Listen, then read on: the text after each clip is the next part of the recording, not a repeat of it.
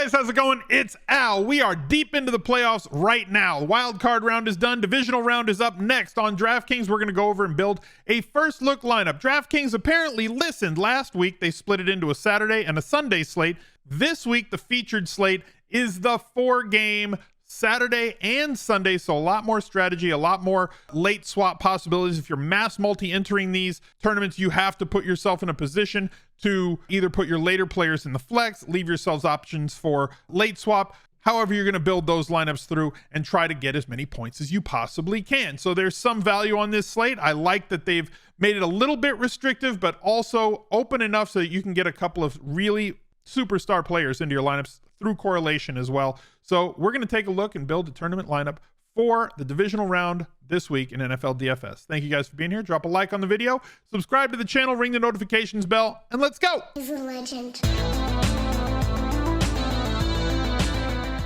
Take a look at the list of games on Fantasy Labs. They have their Vegas screen. You just go over here, hover over NFL. You can come right down here to Vegas, and you click that. It takes you to this page. It tracks the lines, the line movement, the totals, the team totals, everything else. It's a free page on Fantasy Labs. If you want to get a sub to Fantasy Labs, go to smizzle.tv/labs with an uppercase L. You can get access to their NFL projections, NBA, college basketball, MLB when it gets around, golf, which I am playing this week because, I don't know, I'm an idiot. So we have the 4 games that are on the slate. First game, Kansas City and Jacksonville. Kansas City with the highest team total of the week. Started at 29.5, is up to 30.75. That's pretty serious. Also, Jacksonville up. This total has gone up 2.5 points since open, as you can see here from the differential column. 2 points up is the Eagles against the Giants.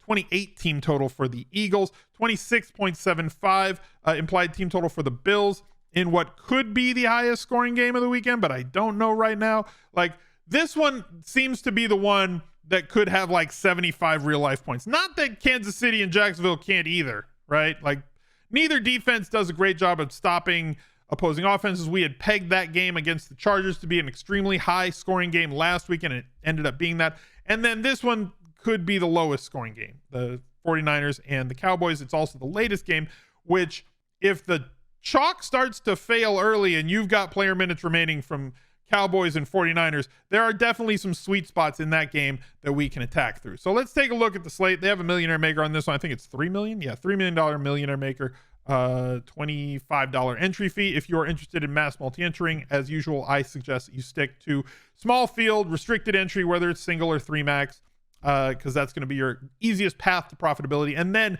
take a shot at the larger lotteries as a part of your spend, but not 100% of your spend. Starting at the quarterback position, looking at all 4 of those games, Patrick Mahomes is really, really awesome. When you spend up and he has a game like he had against Las Vegas a few weeks ago, not granted, they didn't really have to do much in that game. He has 27 fantasy points per game on average on DraftKings. We know that him and Josh Allen and Jalen Hurts have like the 3 highest ceilings of any quarterback, and all of them are on this slate. And all of them are extremely expensive. 8K for Mahomes correlates very well through Travis Kelce, and then you've got to take your shot at which other wide receivers, and a lot of those are coin flips. Josh Allen, very similar, correlates very well through Stephon Diggs, and then you got to take your coin flips. Does Gabe Davis latch onto a long touchdown catch? Does Dawson Knox have another touchdown or 2 touchdown game?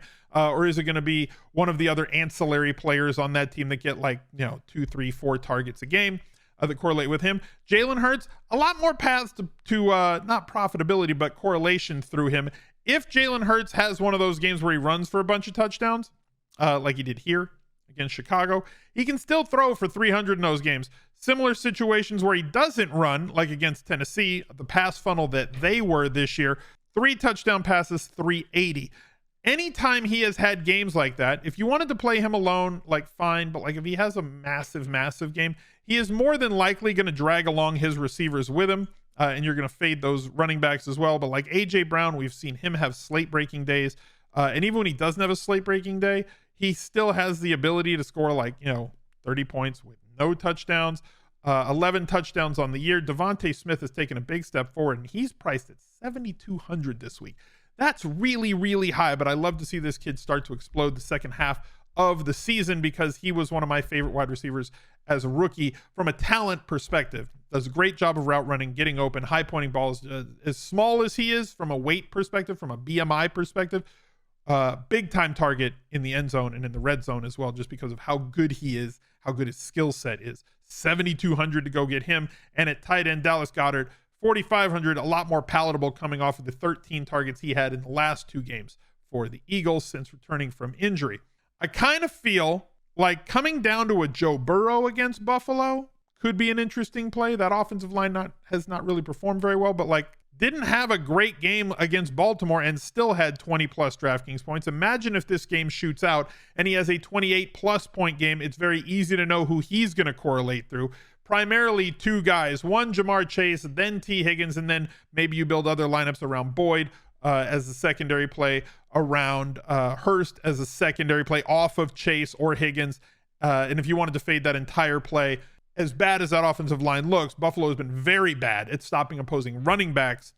So going with somebody like Joe Mixon, who does project to be a high volume player this week, is interesting. But coming all the way down now, this is where we start to get interesting. From Dak Prescott at 6,100, Trevor Lawrence against Kansas City, the 29th worst defense to opposing quarterbacks, Daniel Jones with his rushing ability against Philadelphia, or Brock Purdy, who has been at the very least stable for all of his games, and then a slate breaking performance in the wild card round against Seattle for 37.88 points. Mostly he completed a couple of long passes, he ran for a short touchdown, he had a fantastic game, but he has beaten up Seattle, Arizona, Las Vegas, Washington, Seattle again. Like, he has picked on all the weaklings, and now he has to deal with the Dallas Cowboys. So it's a lot different story to deal with the Dallas Cowboys defense than any of those other defenses that he had dealt with. So now that brings me up to want to pay for these 3 in this range, because I can very easily get to the players that I want. I can play Trevor Lawrence. I can play Dak Prescott, although I don't like playing quarterbacks against San Francisco. I feel like he's going to be the lowest played of them. I also don't like playing quarterbacks into Philadelphia. Because their defense is completely solid on every single level. But Daniel Jones, with 2 30-plus point performances his last couple of games, 91 yards rushing, 78 yards rushing, 2 touchdowns, did a fantastic job against Minnesota anytime he was pressured of just bailing out and running. It was a very easy way for him to play the game and an extremely fantasy-friendly way for him to play the game. But removing the 2 games against Minnesota, 177 yards passing, 160, 169, 200, 228. You have to go back to the game against Detroit that Detroit was a team that gave up a ton of yards as well. Against Philadelphia, 19 fantasy points. Against Philadelphia before week 14, 19 points. And against other tough defenses, Dallas, 14 points. Tennessee was a pass funnel. He gave up 18 to him. They play a very managed game with Daniel Jones. Anytime they're not playing against like Minnesota or Detroit, where they know that they can just abuse them through the air. So it'll be interesting to see what he can do against Philadelphia, but that leaves me with the one other player in that range, and it's Trevor Lawrence. I'm going to go out on a limb and say that Trevor Lawrence is not going to have a 4 interception half this week. I'll take the under. You said it at 4. I'll take under 4. We know what his ceiling is. He has very good pass catchers, and we can get a little bit of an advantage through correlation. And I do think that on a short slate, you can double stack tight ends. Now, to stack this game, I want to focus on the volume. And I'm not sure that it's at the wide receiver position. You could get there by going with Kirk. You could get there by going with Jones. But Evan Ingram's been too good. Evan Ingram has been entirely too good for a really long time. A 2-game gap here. We jumped on back on the train against the Chargers. This is going to be where they're going to attack Kansas City this week, and they're going to go through the outside as well. A little bit through Zay Jones. They're going to attack through the slot, but the middle of the field is where they want to take advantage of Kansas City and their linebackers running up against Evan Ingram, who has had a fantastic season. And at 4.3K, I like his profile versus the other wide receivers in that range. And at tight end, I'm going to stuff 2 tight ends in this lineup. I'll fill my flex early, which I don't think a lot of people are going to want to do on a 4-game slate that covers 2 days like this. So this could give us a little bit of differentiation. 1, by picking 2 tight ends in the same lineup. 2, by doing it in the first game.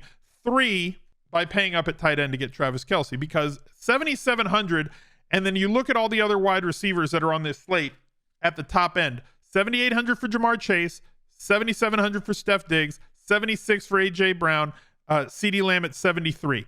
They're pricing Kelsey like an alpha wide receiver, which allows us to differentiate. Now, I think I can get 2 more superstars into this lineup. I'm going to do it by playing a cheap defense. Let's play the Bengals in that spot. Looking at running back, I don't care. I'm playing Christian McCaffrey. It's this simple. Is Christian McCaffrey on the slate? Yes. Is it a short slate? Definitely. I'm playing Christian McCaffrey. He's only 8,000. He has the highest floor ceiling combination of every player on the slate, regardless of the matchup against Dallas. They check down to him enough, even though he's only got 5 targets the last 2 games, does have a receiving touchdown each of the last 2, and 1, 2, 3, 4, 5, every single game, he's had a touchdown. He didn't get injured, guys. You're playing CMC. Rest of the running backs on this slate, we're going to have to find a little bit of value somewhere. I know that somebody is saying, how much salary does Al actually get? I get a lot. You want to know how much I get? Here, I'm going to do this too. Bang! Steph Diggs, the American hero. He's going in the lineup also. I don't care. I'm paying up for everyone.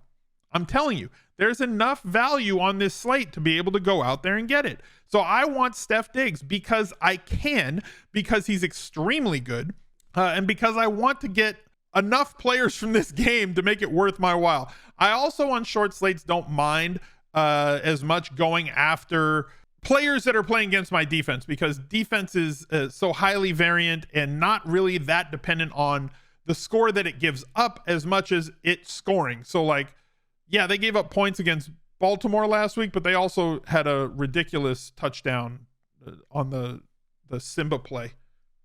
Yeah, when he held up the ball like Rafiki held up Simba, and then they knocked it out. The homie ran like 99 yards with the ball, dropped right into his hands. Fantastic.